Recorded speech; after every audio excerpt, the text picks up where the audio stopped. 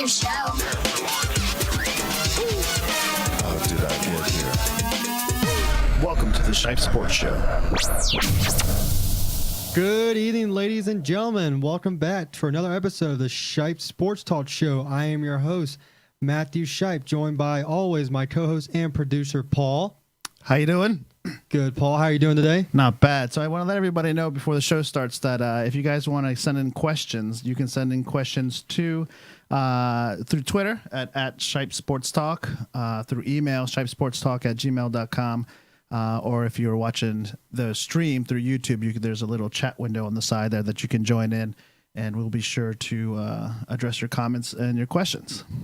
Thank you for that. As always, we greatly appreciate those comments and questions. It adds on to the show and lets us interact with you a little bit more, which is what this show is about, interacting with the fans and letting you all know our opinions.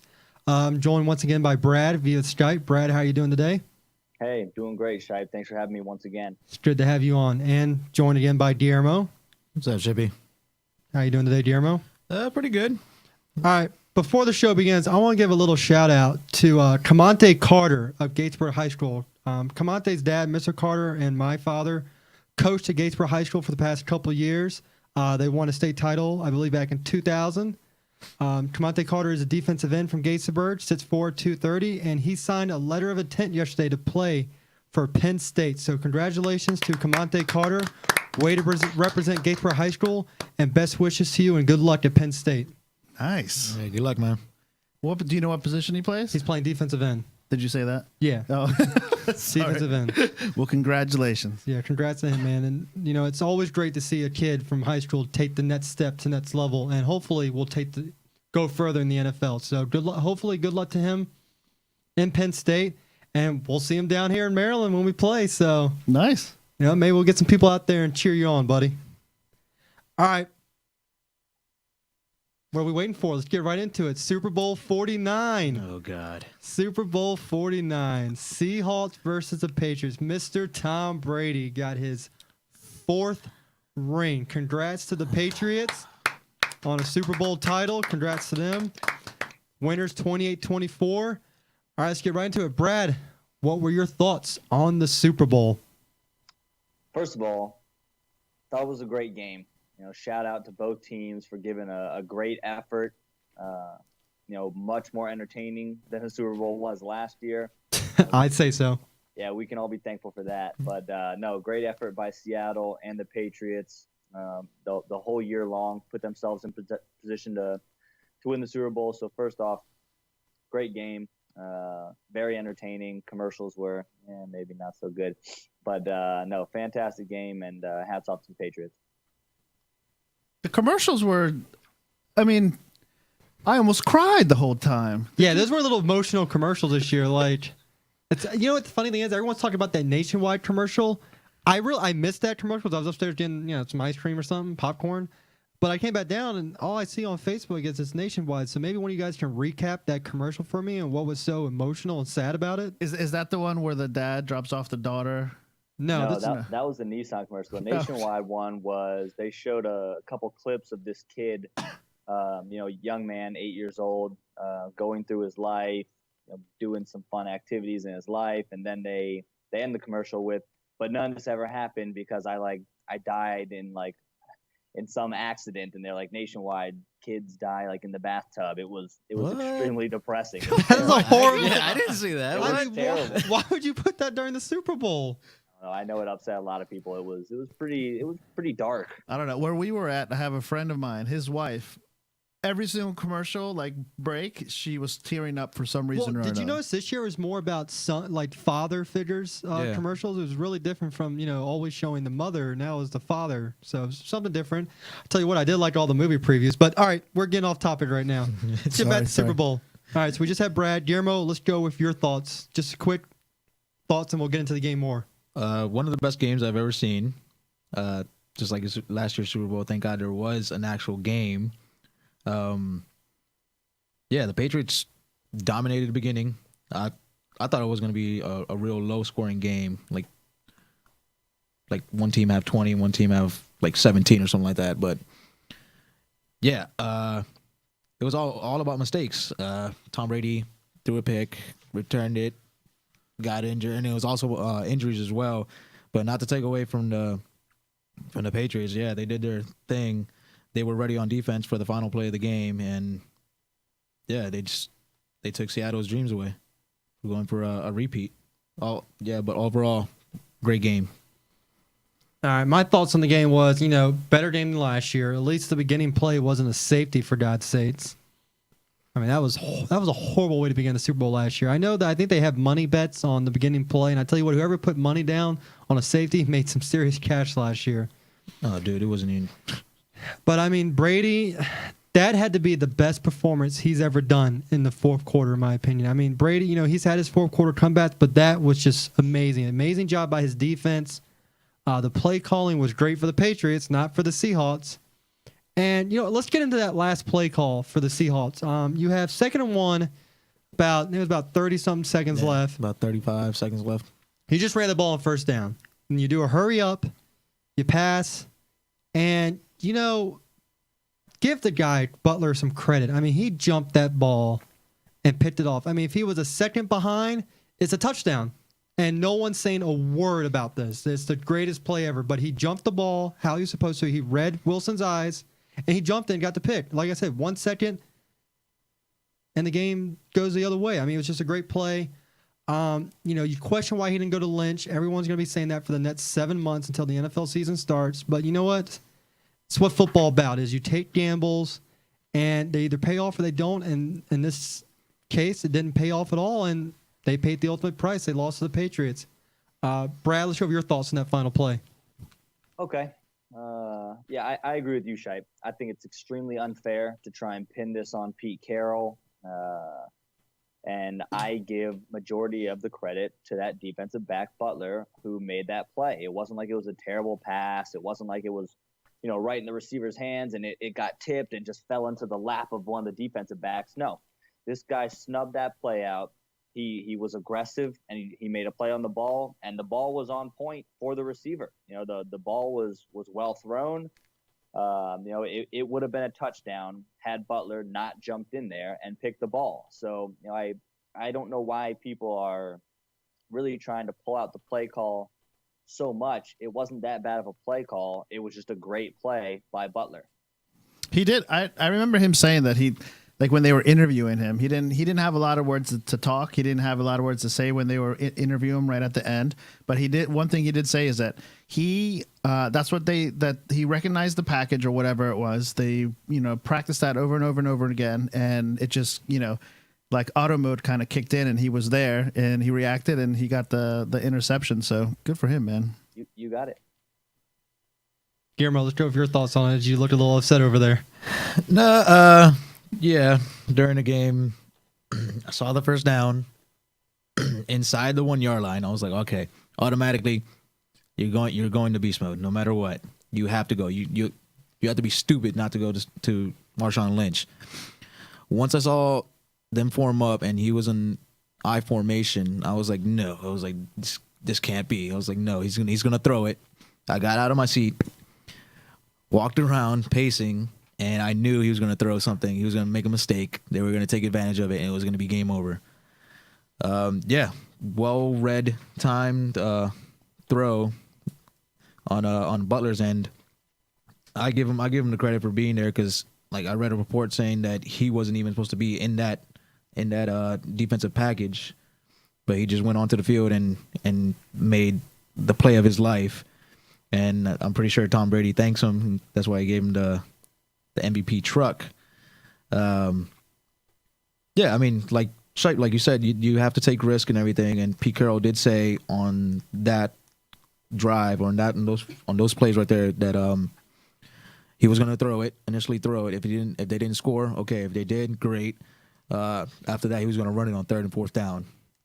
I would have just given it to beast mode all 3 times. Try to run it in. I mean, you're at the 1 with the running back doing everything during the game to go forward, at least give him the ball.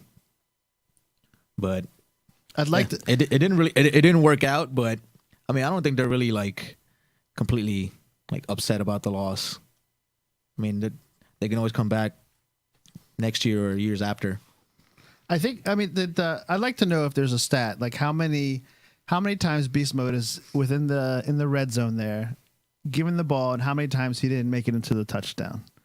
I'm sure that there is a stat for that. It's probably maybe one at the max. Yeah. What do you think, Brad? You know, honestly, I recall hearing a figure that was quite eye-raising.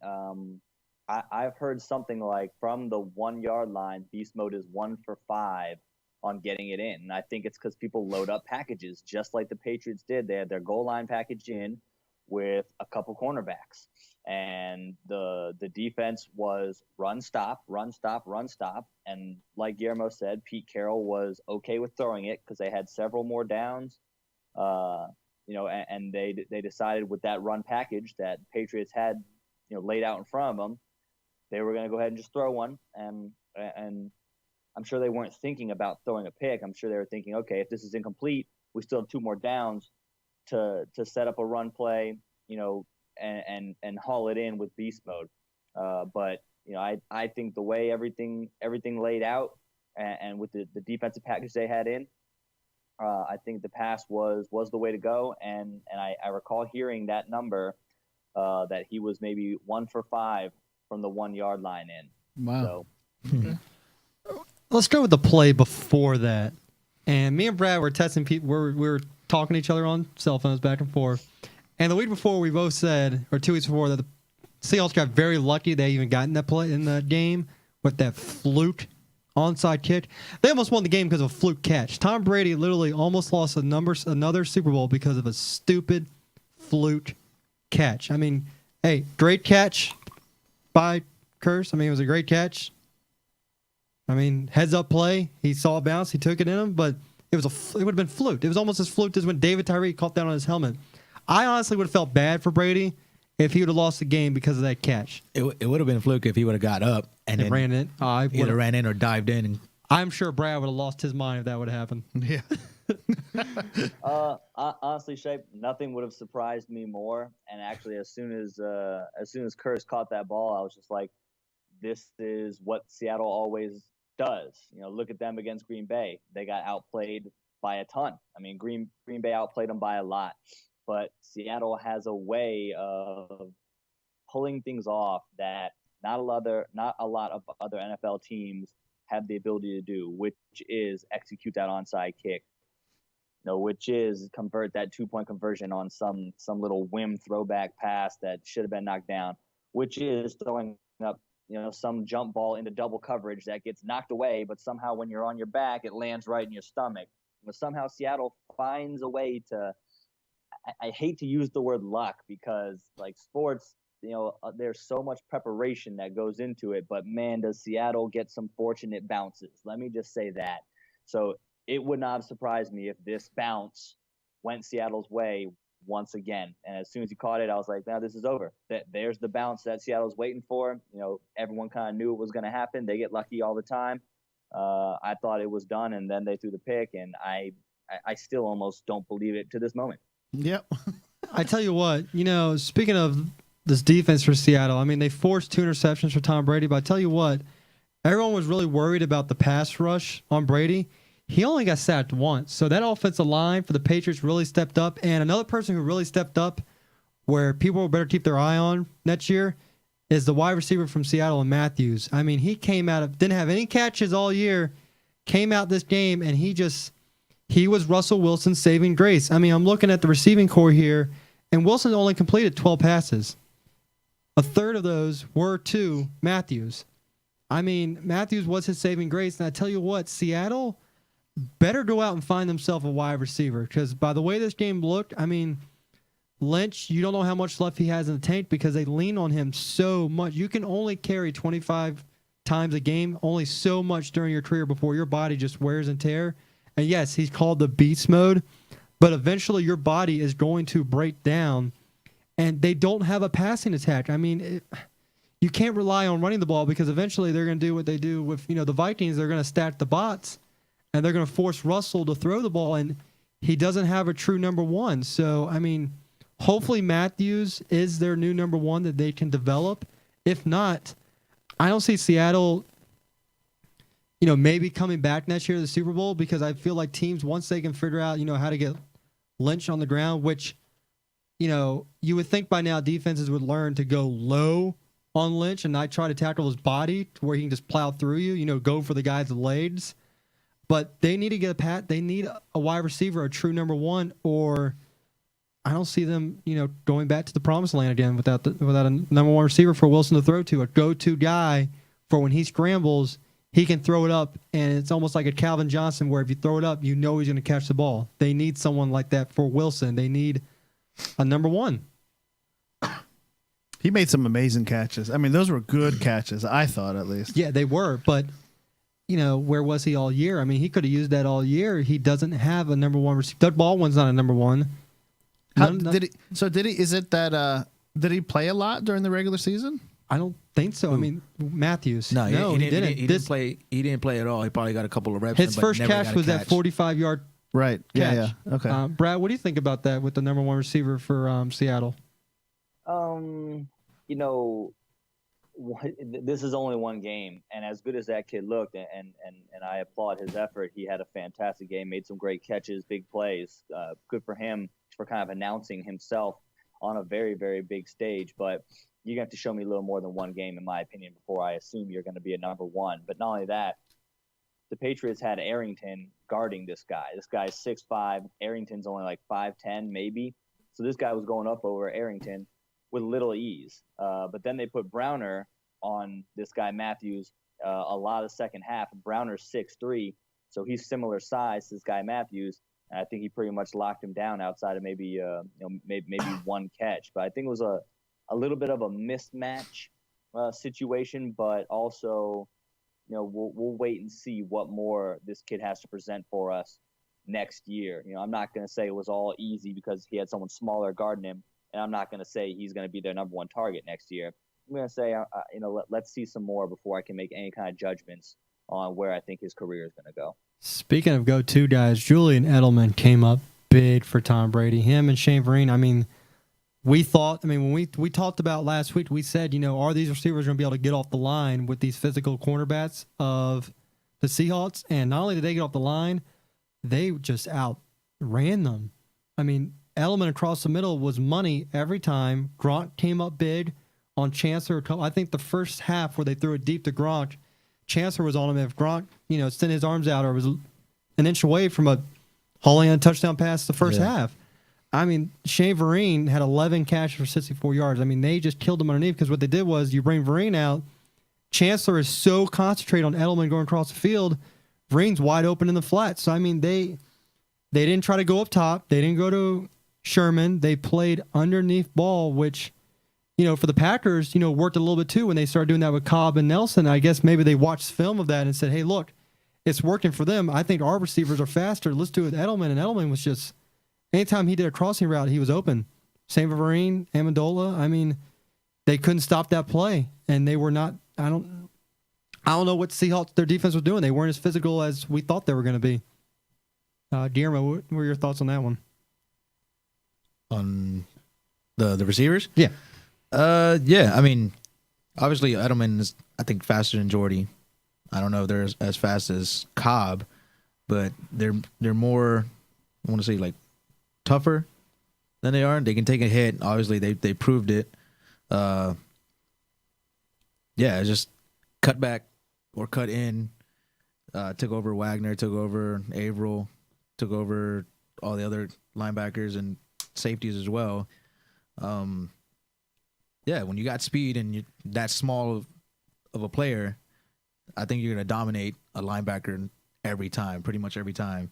And Brady, being as smart as he is, took advantage of that and was like a field day for him, just throwing it down right through the middle, where I would be the man and say that if they were going down the middle, they were going to take a hit and they weren't going to do it. Thomas and Chancellor were nowhere to be found. I think they were more worried on Gronk. Yeah, nowhere to be found, and they got exposed. Brad, what are your thoughts on the receivers from the Patriots and how well they just went underneath the entire game? I can't applaud this Patriots effort enough. Honestly, every team has struggled completely against this defense all year, even last year. You look back at what this defense has been able to accomplish in terms of not allowing anything. It's been pretty remarkable. So I would say this was just a massive team effort between the offensive line, giving Brady time to find receivers and giving the receivers time to get open, and then the receivers actually catching it and making plays. They do have a lot of smaller, shiftier receivers, between Amendola and Edelman. Once they get the ball, they're kind of shifty like running backs in the open field, and they're hard to bring down because it's hard to really get a good hit on them, and they kind of slide off hits and fall forward for yardage.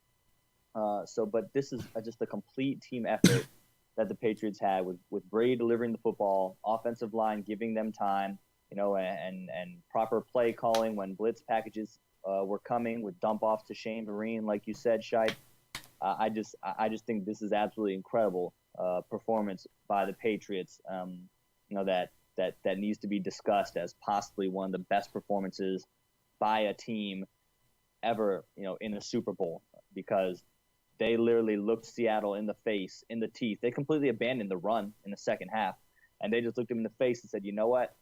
We're going to come right at your best part, which is your secondary, and we're just going to throw the ball because we have this stud, and we're going to let him take care of this game." And Brady took over at 37 from 50, 4 touchdowns, 2 picks. I don't know if you can say enough about the performance by that offense as a unit and by Brady, going up against the best secondary in the NFL on the biggest stage and getting it done. What more can you ask for from Brady? You couldn't ask for a better game. I mean, he threw 2 interceptions. Oh, well. I mean, you couldn't ask for a better. I mean, he deserved the MVP. I mean, there was nothing else Brady could have done to help them win that game. He gave it his all, and he left it all on the field. And no matter what you say about the whole deflate gate and, the spy gate, okay, that was unacceptable what they did. But the whole deflate gate, that came out the day before the Super Bowl. Oh, they were only like 0.2 PSI below the limit. Oh, so you're telling me the whole 2 weeks beforehand, it was a big 2-pound difference. Then, it wasn't that bad. So that basically shows that it was only for them to something to talk about for one whole week because neither of these teams had any dirt on them. And they found the closest thing to dirt. And then when Brady came about where everything was Chet, he still played like the MVP. So you know what? Deflategate didn't mean anything. He came out, he performed, nothing slowed him down, and he deserved that MVP. Well, he did it like a true quarterback, man. He with his picks, they were down. He brought them back and won the Super Bowl game. The thing with Brady is he keeps his composure. Like him and Manning and Rodgers, they're probably the best 3 quarterbacks where if they throw a pick, they'll be like, all right, cool. Give me the ball back, defense, and it won't happen again. That's what I love about them. They don't lose their composure. They could throw 3 or 4 picks in the game, and they'll still go out and probably throw 4 or 5 touchdowns. Whatever they throw a pick, they will counteract it with 2 more touchdowns, and that's what he's did. It's pretty awesome to watch, actually. It was a great Super Bowl. Brady, Brady for sure, but then Manning and those guys, watching them throw the ball is freaking awesome. Well, it's true, and you can't say enough about Brady as a competitor as well. One of the best in the league. He's very emotional, passionate about the game. Great competitor. Right on. I want to remind everybody if you're watching on the stream right now, go ahead and if you have any questions or comments, shoot them in the chat room or on to us via Twitter or email or what have you. If you have something to say, go ahead and send it to us. We'll be sure to read it on air. All right, we're going to come down to our final thoughts on the game. We went over a lot today for Super Bowl 49. Once again, congratulations to the Patriots for winning. 7 months till football. The next big thing I think everyone's going to be talking about will be free agency coming in the first couple of weeks of March. There's a lot of free agents out, so we'll be coming back to football pretty soon. I mean, it's not going away. We got free agency, we got the combine, the draft, so this isn't the end for football. Everyone is coming back. So final thoughts on the game. First to you, Brad. Okay.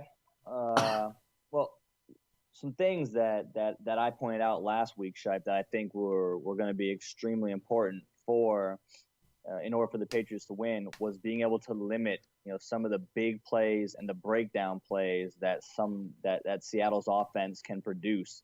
And I think for the most part, they kept Russell Wilson in check. I think his longest run was 17 yards. They had a couple deep passes, but it wasn't like it was blown coverage. They threw some jump balls to Matthews, who made plays. That went up the sideline at the end of the game to Curse. And he was able to make that play.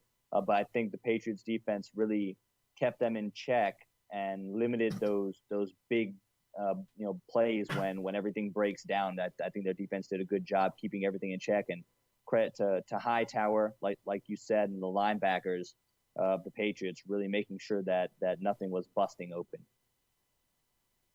Guillermo, your final thoughts.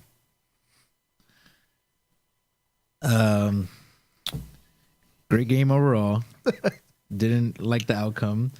I'm not gonna take anything away from New England and winning it. They won the game. That's the end of the end result. But key losses and the injuries. You lost Lane and you lost Averill, both to concussion and broken arm.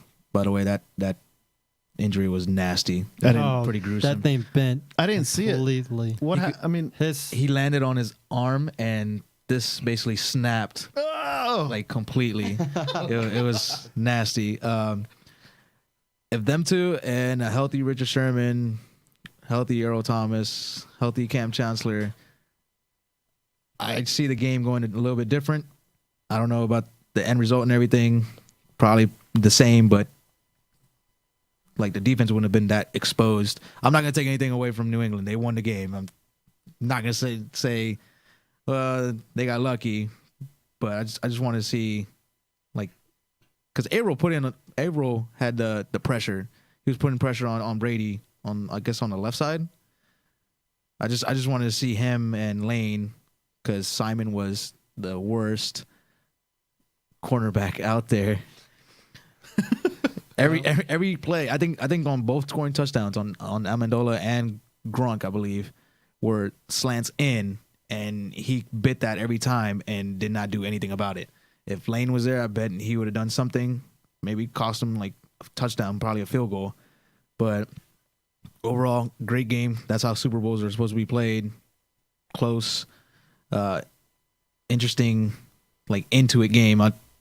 Can't wait till the next Super Bowl and hopefully see them two at it again down the road. Paul, what about your final thoughts on the game? Let's hear you. Well, I liked it, man. I had a great time watching it. Like I said before, I'm like a fringe fan. I I participate in the fantasy and stuff like that, but keeping up with the games is just tough for me in terms of like time wise. But it was an awesome Super Bowl. I mean, the catches, like Matthews, everything that beast mode. They perform, man. They were really good. So it was so exciting. I was upstairs. We came home from the Super Bowl party, and the last quarter, I had my kids on the couch, and we were on the couch. And when he made that bobble catch towards the end, I was like, all right, it's over. Our team lost, and the kids were like, oh man. And then we were watching it, and then they got the interception. I jumped up out of my chair, freaked the F out, and the kids didn't know what to do. They were just like, is he mad? Is he sad? What's happening? I'm sitting there screaming. I start running up and down the hall, and they just start running with me. It was awesome. It was awesome. So, I mean, I was rooting for the Patriots, so, I was a happy camper after I saw it. Yeah, man. So I liked it. Awesome game. So one final time, congrats to New England Patriots, winners of Super Bowl 49. Congrats to Tom Brady for his MVP. And 7 months till the first game, so let's just... I just want to say congrats to Richard Sherman and his wife or his girlfriend having a baby. When was that? I believe it's today. He had it on his number. Oh, yeah? His number was 25, and he had it on 2-5. Yeah, it was the 5th. So, yeah. So congrats to Richard Sherman. Nicely done. By the way, after watching the parade yesterday, I think we all can agree that we want to party with Gronk one day, because that dude knows how to have a good time. Anyone who just takes those little bottle of Fireball shots and just chugs it right in the middle of a parade, he's good in my book. Oh, dude. No wonder Johnny It'll football. be like hangover, like all over again. I wouldn't be able to remember anything. No wonder Johnny Football went and partied with that dude even before he was in the NFL. That's crazy. So I got a text message from a buddy. He said he loves the show. Blah, blah, blah. He said, by the way, Matthews had been working at Foot Locker, and they brought him in recently. and Butler was working at, I think it was a fast food It was restaurant. Popeyes. Yeah, Butler was working at Popeyes. What? Really? So, Yeah, I so actually- both the people who made a big difference in the game were working everyday jobs like what we started as. Yeah. And, stuff happens. Yeah, That my could friend. be you next year, Shipe. I know. My PGA friend was Tour actually for telling me. My friend was telling me about that. Is that he was at a Popeyes and I think New England was holding tryouts, open tryouts for them to see, and somebody said, "Hey, you should try out and everything." So he went up and tried out. But the funny thing I heard was I think he got fired because he was giving away free chicken.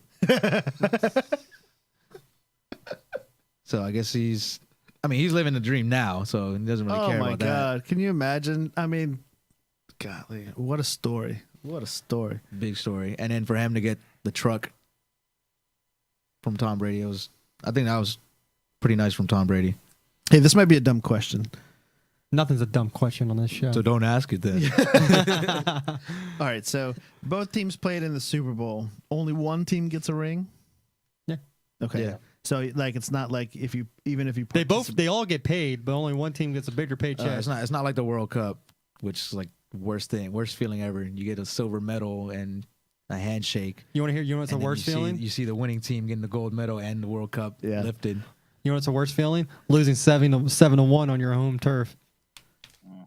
Yeah. Oh, Guatemala's never lost. 7-1 on home turf. all right, Mr. Brazil over here. All right, everyone. We're gonna take a quick break. Listen to some message from our producer Paul. So we'll be right back momentarily. Yeah, it'll be about a minute, so hang on. Hang with us, people. Hey, this is Paul from the Shipe Sports Talk podcast. Just wanted to let you know how you can listen to our podcast while you're on the go using an app called Stitcher. You can listen anytime, anywhere using the award-winning free Stitcher app. Best part is, when you stream our podcast or any of the other 20,000 available out there, there's no downloading, no syncing, or no wasted memory. It's on demand and on the go. So if you don't already have the Stitcher app on your iPhone, Android phone, or tablet, download it free today at Stitcher.com or from your app store. Add us to your favorites list, and every week when we put out our new episode, Stitcher will automatically update and have the latest episode of the Shipe Sports Talk podcast waiting for you. While you're there, it really helps us get our podcast noticed if you give us a nice review, rating, and thumbs up. We'll greatly appreciate it. Have a comment or question? Easy. Go to ShipeSportsTalk.com, click on the Contact Us tab, and there you'll be able to submit your questions or comments. We love hearing from you, so we'll be sure to thank you live on the air. You'll also find on ShipeSportsTalk.com the latest episodes, show notes, and other ways to find us on platforms like iTunes and YouTube. Now, back to the show.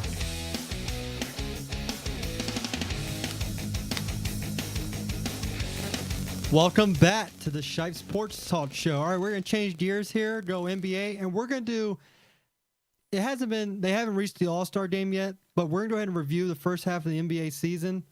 It's been a lot of surprises so far. I believe the first half of the NBA season. I think the biggest surprise is, in my opinion, is the Atlanta Hawks are in first place in the Eastern Conference, 41-9. I mean, they're 8 games ahead of Toronto. I mean, I didn't see that coming. I don't know about you two, Brad or Guillermo, but I didn't see that coming. I mean, the local team, the Washington Wizards, kudos to them. 31-19. I mean, they're 10 games out of first place, but they're in third in the Eastern Conference. I mean, I think they're doing right what people thought they would do. You got Cleveland, who's 30-20. They're slow. They had a slow start, but they've won 11 in a row, so look out for them. I mean, they're getting hot at the right moment. And, you have the normal people in there. You have Chicago, Miami sitting in the 8th seed, but then you have Charlotte and Milwaukee at 6th and 7th seeds. So, good for them that you're seeing, some different newer teams that are going to be making the playoffs, and I love that this year. It's not the same teams you see every year. It's different. Indiana, they're out of it. New York, let's not even get into the Knicks right now. Carmelo, in my opinion, made a big mistake now staying in the Knicks. He probably should have went to the Chicago. On the Western side, you got Golden State, 39-8. We only got Memphis 3 games behind them. Then Houston, Portland, Clippers, Dallas. You got San Antonio sitting the 7th seed. 31-18. I mean, I see them rising up. And then you have the biggest surprise, Oklahoma City at 25-24. They're sitting 3.5 out of 8th place. But I mean, when you start the season with injuries to Westbrook, injuries to Durant, I mean, what do you expect? And then you have the Lakers. I mean, they're just the wheels are just falling off of that franchise. I mean, they're going to need a re-up. But, yeah, let's try and start. Brad, what's your thoughts so far on the first half of the NBA season? Well, so far it's been extremely exciting. You look at teams like Atlanta who really announced themselves, come onto the scene, playing some great basketball. Everyone's gelling really well. Teague is playing at a high level. Millsap, now if they have Horford back and he's healthy, look out for Atlanta to definitely make a nice little run in the playoffs. And as of right now, they're the number 1 seed in the East. And it doesn't seem like anyone's going to knock them off. Cleveland's starting to get rhythm together. Looks to be their best opponent in terms of stopping them from going to the NBA Finals. Guillermo, let's go on to you now. Yeah, I mean, I'm liking the first half of the season. A lot of names that we haven't even heard of, like center from Orlando. You got a couple of guys and Kid Gilchrist who are actually doing pretty good, like key position players. A lot of faces, yeah, that are actually moving up in their careers. Atlanta have one hell of a team.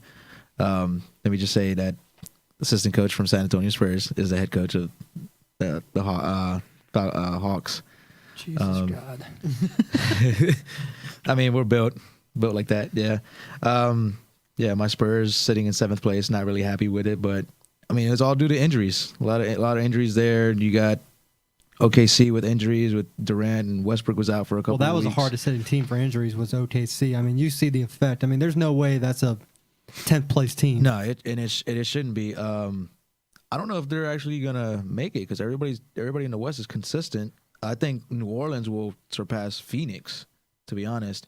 Even though OKC's 2.5 games away from 8th, they could get the 8th spot, but I see New Orleans taking that. And then, yeah, with Carmelo, biggest mistake to ever stay in New York.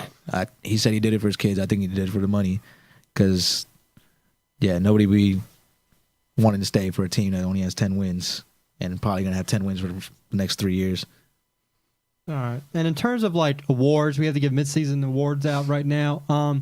My MVP right now, I'm looking at all these players and so many players having so many good starts this season. Stephen Curry. I mean, that kid is he's the reason Golden State is where he's at. I mean, Chris Thompson, he's Chris Thompson, but Klay Thompson. I'm sorry, guys. God, you think I get it better off by now after 5 episodes. It's okay. By the way, I think it's kind of cool that it's the 5th week of the year, the 5th day of February, and this is our 5th episode, 555. How about that? I'm going to play the lottery tomorrow. So anyway, I think Steph Curry definitely deserves the MVP so far first half of the season. I mean, he's the reason that team where it's at. I mean, he does the assists, he scores, he's got the steals. I mean, he's everything they've wanted him to be.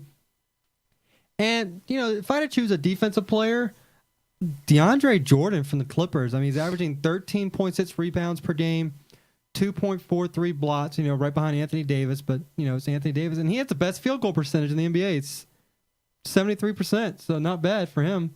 So, Brad, what about your little awards, little midseason awards? Let's see. Yeah, Golden State is incredible. And, I hear you say Steph Curry and what a talent he is, amazing player. He can stroke it from just about everywhere. But that team is well built also in many places. If you look at the Pelicans without Anthony Davis, where are they at right now? I think he is one of the most improved players this year, but also I think he's a good candidate for MVP. I mean, he's just putting up incredible figures, dominating night in, night out. For me, the award goes to Anthony Davis. I mean, he's kicked it up to another level, and he's dominating. Guillermo? MVP will have to go either to John Wall or James Harden. Simply because, without them, from the beginning of the ball, it would not do anything.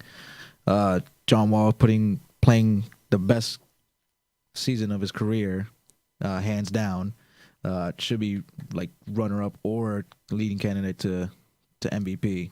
I mean, I've seen this guy play, and from the beginning till now, and he's changed so much. Also with James Harden, there's you got to fear the beard. Nothing he can do there. He's leading his team in points. He's had 2 triple doubles this year. The times that he's sat, I don't even think he's sat. He's probably sat like 1 game. They lost. Yeah, key leader. They're both leaders in the thing, but I would have to give it to John Wall. And then defensive player of the year, I would have to either DeAndre Jordan or the new up and comer kid, Whiteside from Miami. Like getting rebound machine, supposedly the next Dennis Rodman, and then blocking everything in sight, not letting anybody in the paint and everything.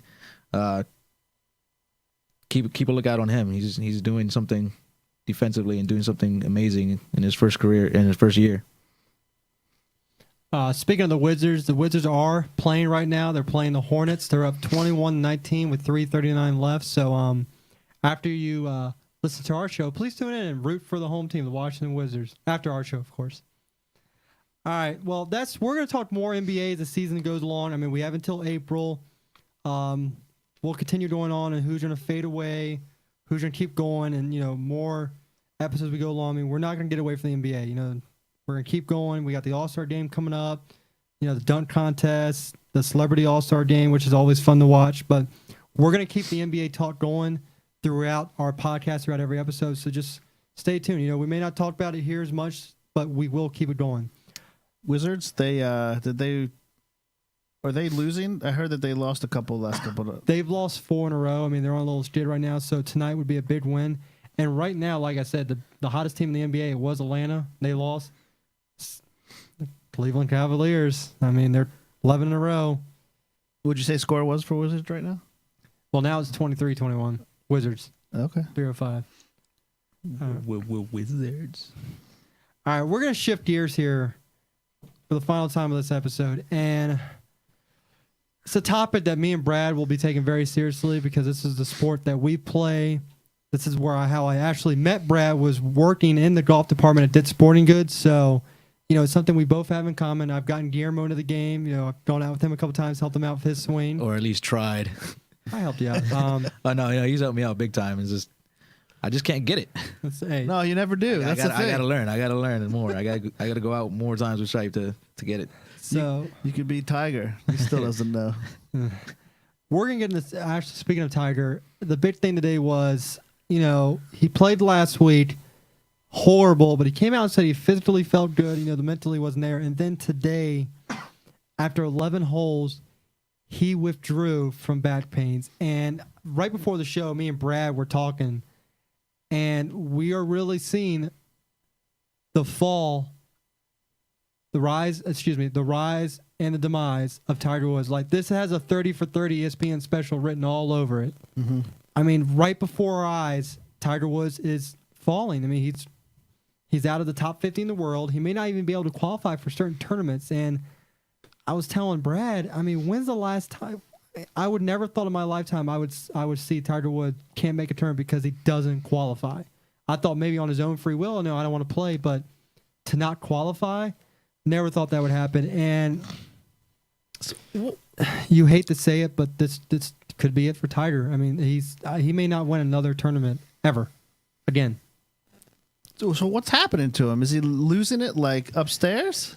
It could be a little bit of that and his back pain. I mean, he's had back pain for the past 2 to 3 years, and it won't go away. He had surgery, and today is his lower back. I mean, after the first 3 holes, Brad was telling me he was feeling, he was rubbing his back. He was feeling, I mean, for God's sakes, I mean, I was being told that he wasn't even picking up his own tees. His playing partners were picking up for him, and oh wow, that's getting bad. And it's horrible. I think it's horrible for the sport because our generation grew up seeing Tiger Woods. I mean, that's all who we knew as the top golfer was Tiger Woods. You talked about golf, Tiger Woods. Tiger Woods, the video game, the merchandise, Nike. I mean, you think of all that, you think of Tiger Woods. So I want to go to Brad. I want to go first on your comments about this and just the impact this is going to bring to the golf world. Well, that's it's pretty tricky to say because this is happening so sudden. You think of some other major names in other sports, like Jordan in his career, it kind of slowly went off. He played with the Wizards. You slowly start noticing that he can't do it anymore. This is happening very quickly, and it's almost like a train wreck, and you can't look away. So in terms of like popularity and ratings, I think they're probably just as good right now because people want to see what's going to happen next. Like I said, it is kind of like a train wreck, and it's happening so fast, and everyone wants to kind of see how it's going to play out and what's going to happen. I mean, it would be terrible for the PGA Tour if he wasn't allowed to play in some tournaments simply because he can't qualify or his world ranking isn't high enough.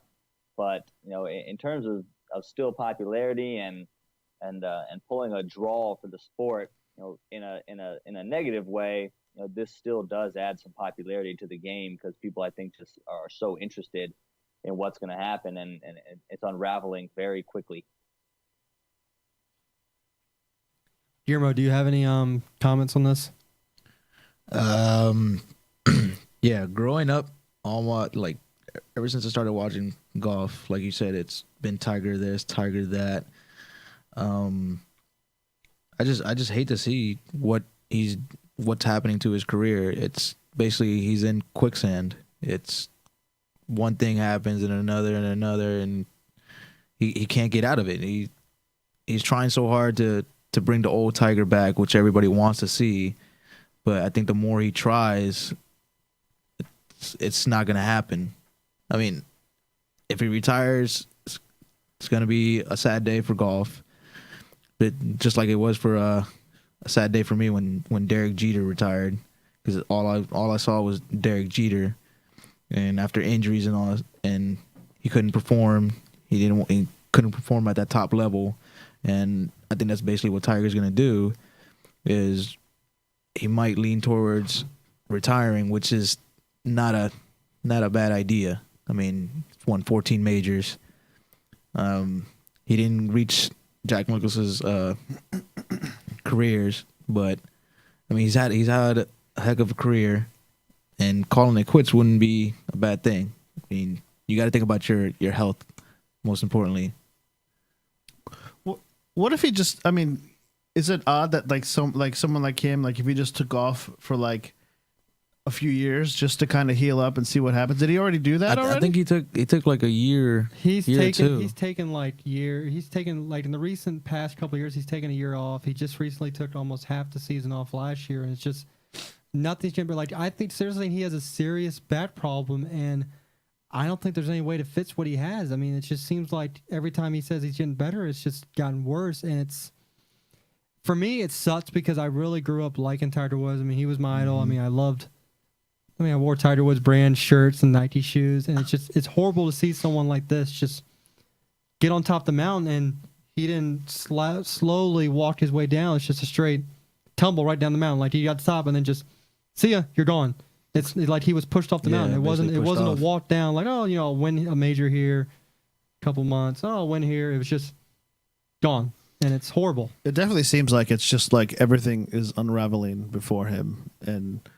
Well, at least from my perspective, it seems like it's just everything's falling apart, and he doesn't know how to handle it. And I don't know. I mean, well, it's probably because he's never had this position before, where he's losing back to back to back, not qualifying or not making a cut back to back.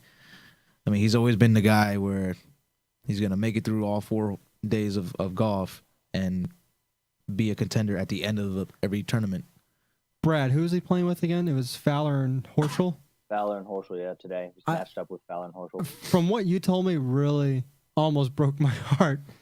Having two younger guys having to pick up your tees. I mean, respect to them for respecting him enough to do that, but to see him not be able to pick up his tees and having to have someone else do it, it's just, it breaks anyone's heart that a fan of Tiger Woods, that like, it's unfolding right before your eyes, and you're just like, oh my God, this is it. I mean, we could not be seeing Tiger Woods anymore. I mean, God knows how long he's going to be out for after this. I mean, I'm reading right now that he fell to number 56 in the world, and his WGC spot is in jeopardy. And after this, he's not going to even be able to be in the WGC. And What's that?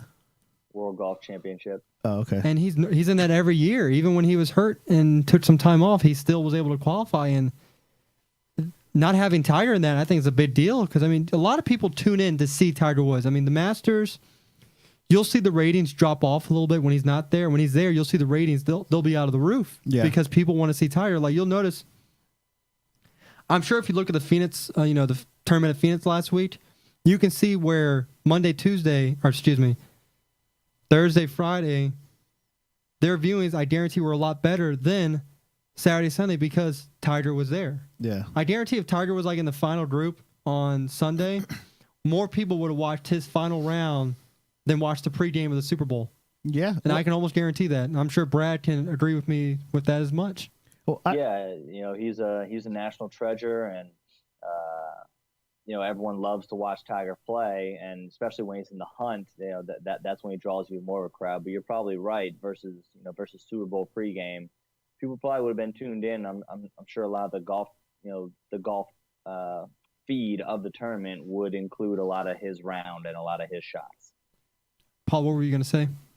Oh, just that, so I'm a little bit older than you guys, I think. And I remember when he was like, he kind of broke on the scene, how he was like this amazing, like young kid. And he, just everybody who watched him play was just in complete awe, how he could hit the ball and how much power he had and how he's doing in the tournaments. And his, I think maybe he was like the youngest one, like to do some of these, like, break some of these records or something like that, or some of the accomplishments that he made.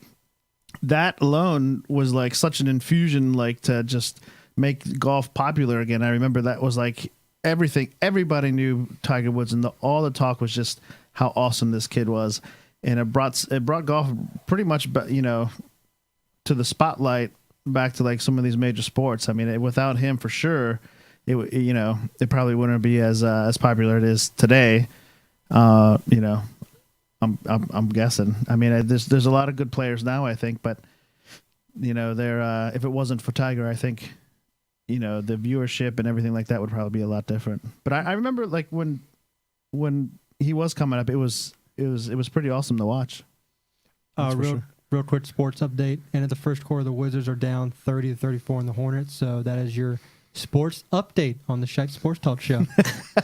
Adding something new every week. So why are you guys saying that he's done? I mean, he's just like done. Is it because it's the injury? Like, why can't he just take off for like I was reading 3-4 years? I was reading right here. He blamed it on a lengthy fog delay that pushed it back more than 2 hours. So then he blames it back. I'm actually going to let. He said it never loosened back up. He said he was playing out there, and then after that 2 hour delay, he said it got tight and never loosened back up. It never got cold. I mean, it never got warm again. He got cold. He's not completely healed. I'm actually going to let Brad elaborate on this because he's the one who just told me about the lower back and everything. So, Brad, elaborate to everyone. I'm sure there's going to be listeners who don't really know much about the lower back and how it involves with golf. So, Brad, just elaborate on that for us, please.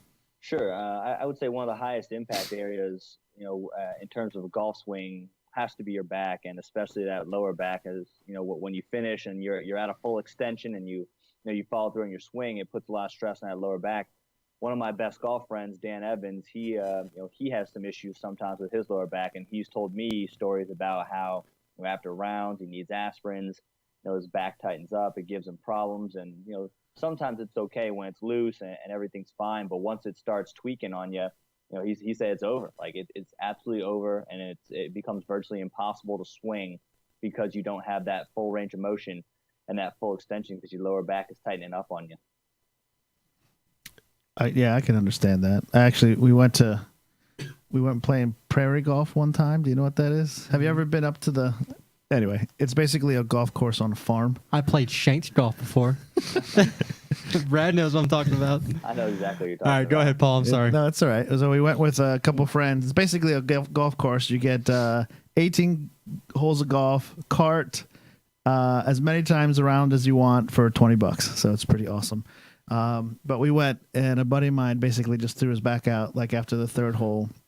We couldn't move him. We had to like slide him onto the cart and like medevac him out to like the, where the car was or something like that. Not medevac him, but cart vac him out to the car. What a shame! $20 and you have to play 2 holes. What a shame! Yeah. But we actually left him on one of the benches, and then we went and played golf. Oh, it's horrible.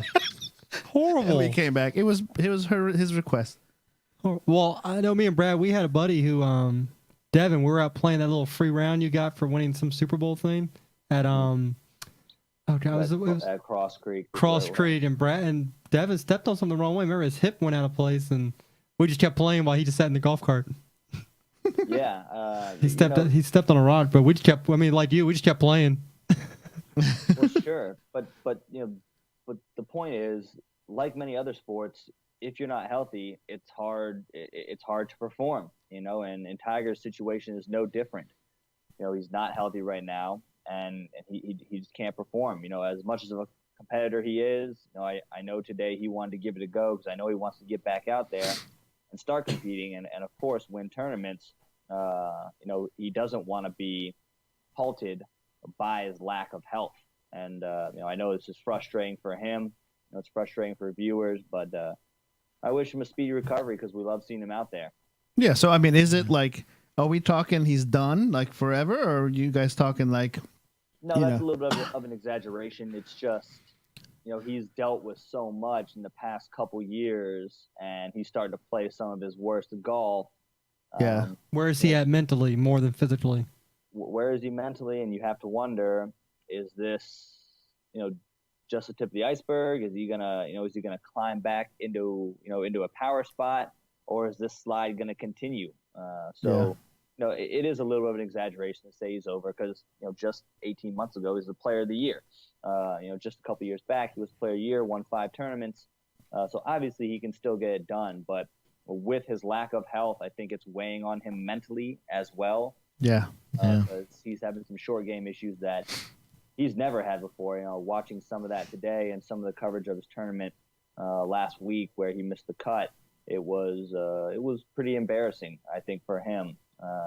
But hopefully he can get through this and get healthy, number one, and then he can really start focusing on climbing back into, power rankings, top 10, and being able to compete at a high level in majors and in big tournaments. Right on. So maybe just not the same Tiger as maybe we've been used to in the past. Mm-hmm. Certainly not, but still able to win golf tournaments. He had won a couple, just a few years ago, and he just needs to get healthy. And I think once he can do that, then he can really start breaking through again. All right. Well, that does it with our Tiger Woods talk. I have one question that came in from a friend on text.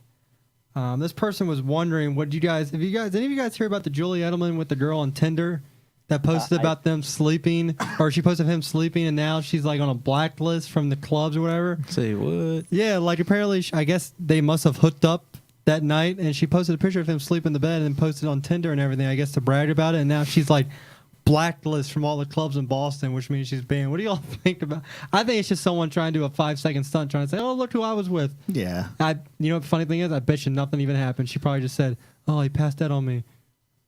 Oh, look, I got a picture of Julianne in my bed. I'm going to take full advantage of this. First of all, I did see that picture, Shipe, and I mean it's hard to even say if that is Julian Edelman. Is it? No. I'm not saying it didn't happen, but I haven't seen it, so that's why I was wondering about you guys about it. Whoever is in that bed looks a lot like Julian Edelman. If it is Julian Edelman, then he looks a lot like himself.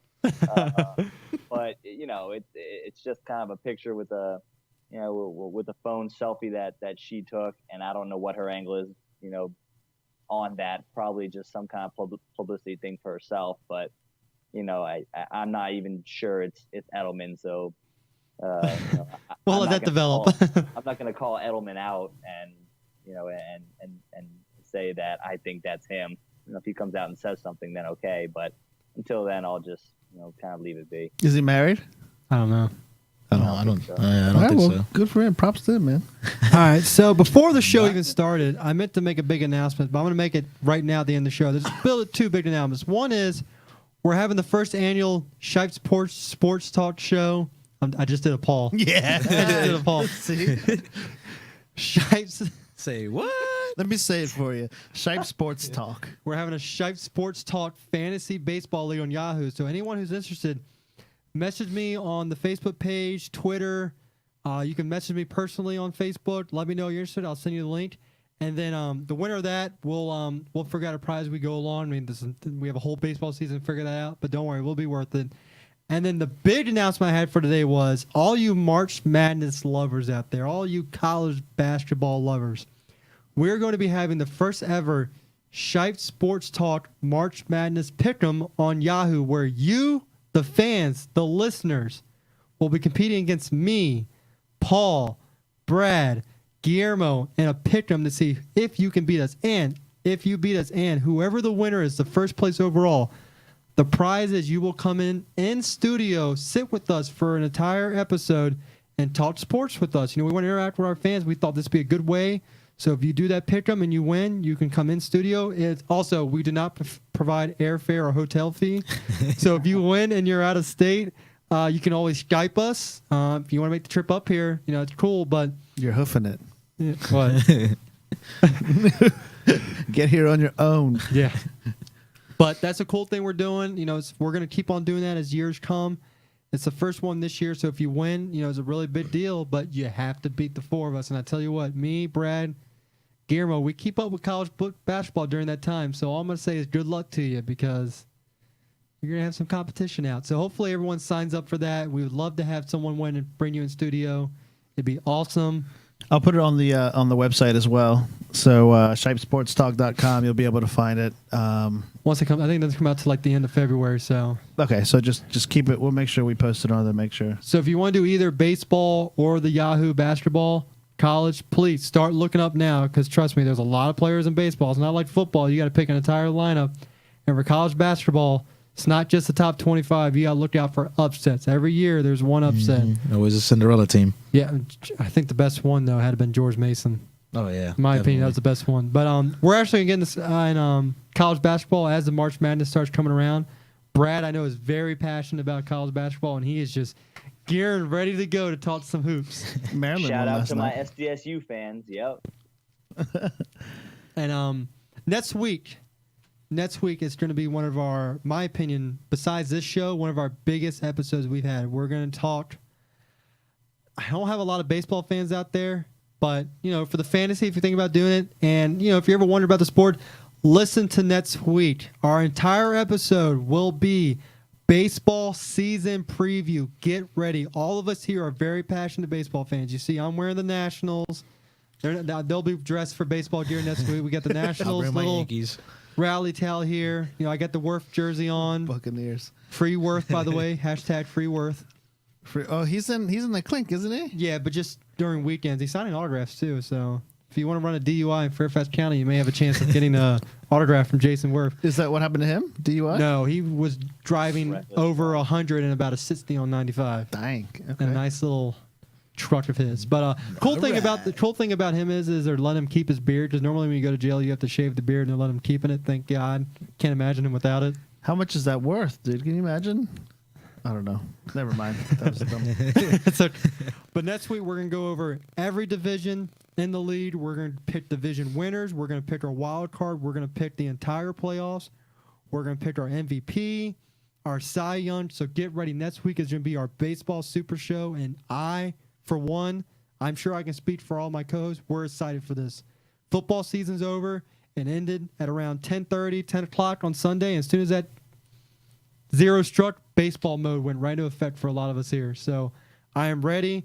I'm ready for the Nationals to make another run. So get ready for next Thursday, same time, same day, Thursday, 6:45 for the MLB preview show on Shipe Sports Talk Radio. And please, if you have any questions about any players in MLB, about any teams, any of the transactions that's happened, please send me Twitters, send me Facebook posts, emails, anything. I want to talk about baseball, nothing but next week, and I want your guys' opinion. So for everyone here, for myself, Brad, Paul, Guillermo, thank you for listening this week. Hope you all have a good day, and tune in next week, Thursday, 6:45 for the Baseball Super Show. Thank you.